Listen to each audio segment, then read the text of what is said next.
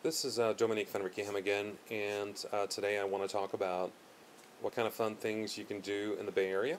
Um, the website that I have pulled up is bahiker.com, Bay Area Hiker. It's a pretty comprehensive website as far as listing all the parks and where you can hike and what kind of hiking can be done there. You know, can you take a dog? Some, will allow mountain biking as well. And it's going to have a review of each and every park with some pictures and a description of, I guess, the type of trails that are there, what kind of vegetation, if it's open, if it's covered, what kind of wildlife is there, and so on and so forth. As you can see on the map, there is a tremendous amount of parks in the Bay Area that you can go walking.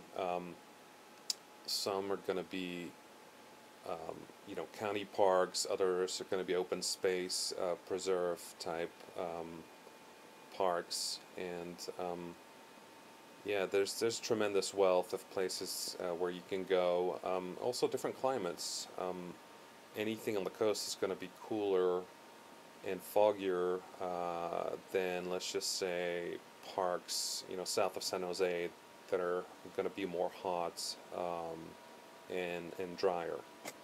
Let me zoom in here. Um, so, as you can see on the map, there's a lot of green kind of south and west of Highway 280, and that's where there's a tremendous amount of open space. And the wonderful thing about it also is that a lot of these parks are connected, even if it's only by a little sliver. But you can, in fact, you can go around the whole San Francisco Bay essentially on trails. I haven't done that. It's a tremendous undertaking, but that is possible. In fact, there's also a wonderful skyline to skyline to the Sea Trail, which kind of starts here over at Castle Rock and goes through Big Basin all the way to the ocean, essentially. Um, that's on my list of things to do. It's very hard to do in one day, so I'm working up to doing that. The other, well, the one thing I did want to point out, on the peninsula, a lot of these trails are managed by the Open Space, the Mid-Peninsula Regional Open Space District, and this is their website. It has really good maps on it. It's going to give you a lot of information about where different entrances are, and also if there's special permit requirements, how to get a permit. There's a few parks that they don't want that many people coming through, so you have to get a permit for that. Or if you wanted to, let's just say, shoot a wedding or do anything like that, you have to get a permit. Um, some of these parks, obviously, also you can mountain bike in, and there's this website here that lists a bunch of these parks that will allow mountain biking. And if you go further down this page, you'll see there's quite a few that will allow this. I've ridden in some of these. Actually, Coal Creek would be an exception, but most of these I've ridden in, and they're quite nice. As far as just generic cycling in the Bay Area, I mean, it's a wonderful place. I'd say mostly because we have some mountains here, and so there's a lot of opportunity for nice climbs. If you kind of follow the mouse cursor, kind of going down, that is one ridge. We got skyline right here, so as the name would imply, that's the top of the ridge. So there's quite a few opportunities, in these mountains, but also in some flat parts over here south of San Jose, and in some of the flats or moderately hilly sections just west of 280, to do some really nice cycling. In fact, last year we had some guests that were staying. They were from Sweden, and they were doing a tour of the U.S. And yeah, they essentially cycled, from where we live, which is on the peninsula, to San Francisco, and I had given them some pointers as to where to go as far as getting some nice scenic rides and all that. San Francisco obviously has the Presidio and then Golden Gate Park. I went walking in Presidio.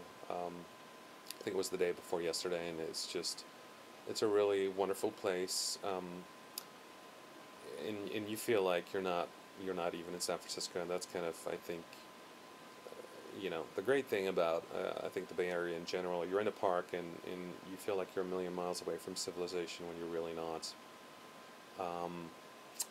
Well, anyway, that's it for kind of giving you some info on hiking, mountain biking type activities that you can do here. As far as things you can do on the water, the bay certainly has that: kayaking, windsurfing, kite surfing, and yachting or sailing. A lot of people are into that. Obviously, you can, do sea kayaking on the Pacific, and I would suggest if that is done, probably, Monterey Bay is going to be kind of a good area for that, just because there's some marshlands and you're not going to be right on the open ocean, which can be somewhat interesting. Great stuff can also be done if you're willing to drive, going down to Carmel, and then more importantly Big Sur. The coastline here is tremendously beautiful, and there's an incredible amount of wilderness that's just, I'd say, a couple of hours of driving away. Same goes for just going up to Napa, Sonoma, to wine country essentially, where there's also opportunities to do some really cool stuff. There's some lakes for recreation. Point Reyes in the North Bay. That's a day trip. Muir Woods, just very, very beautiful places to do anything really. If it's just kind of walking around, even driving through is quite nice. All right, well that's it. So I suggest visiting bahiker.com and then kind of taking it from there. It's going to link to some other websites, but this is a very good start.